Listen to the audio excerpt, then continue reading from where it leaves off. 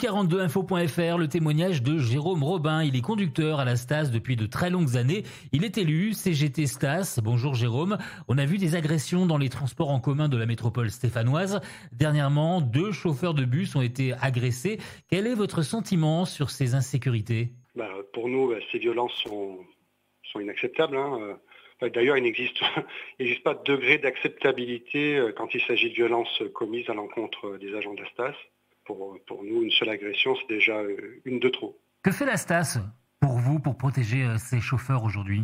Sur ce point-là, concernant le traitement, on va dire, de la sécurité et du sentiment d'insécurité que notre direction met en place sur le réseau, moi je dirais qu'on est un peu sur courant alternatif. Alors il y a du positif. Par exemple, automne dernier, on avait eu un gros point chaud sur le secteur de la Ricamarie et on avait les partenaires sociaux et la direction trouvé dans un dialogue très constructif un terrain d'entente autour de cette problématique-là.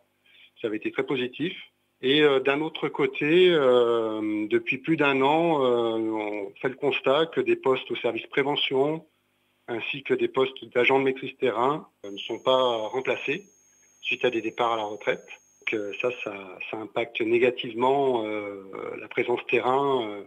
Il faut remettre de l'humain sur le terrain, aux côtés des agents, aux côtés des conducteurs. Moi, j'ai pas une vision catastrophique.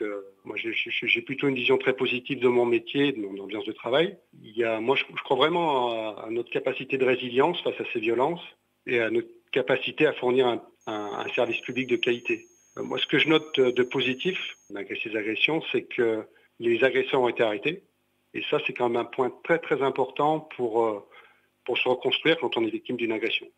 Puis c'est un signal fort qui est donné aussi pour dire que l'impunité n'est pas la règle sur le réseau. Vous avez senti une évolution des agressions ces dernières années ? Non, je dirais pas c'est très compliqué de faire un bilan parce qu'on a eu une période, on va dire, sous cloche, toute la période de confinement.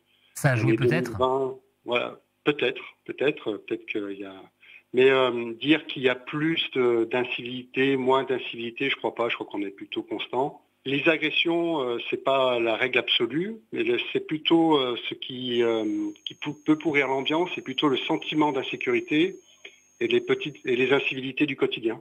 Sur le secteur de Solor, surtout le mois de décembre, alors j'ai comptabilisé au moins 7 caillassages de véhicules. Il y a du stress qui s'installe dans le quotidien des conducteurs ? Alors j'ai vu un article de presse sur le Progrès et la punchline c'était je viens au travail la boule au ventre. Alors, c'est souvent une phrase qu'on dit dans les médias comme ça.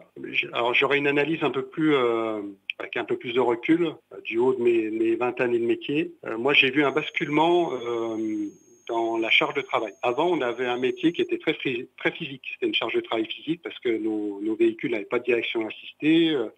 Il fallait quand même un peu costaud pour tourner ces volants. Et là, depuis une vingtaine d'années, le matériel s'est amélioré. Par contre, notre charge de travail est devenue une charge de travail émotionnelle. Et là, de ce point de vue, ça a vraiment explosé. Et, le rapport avec les clients, le rapport avec les automobilistes aussi a évolué.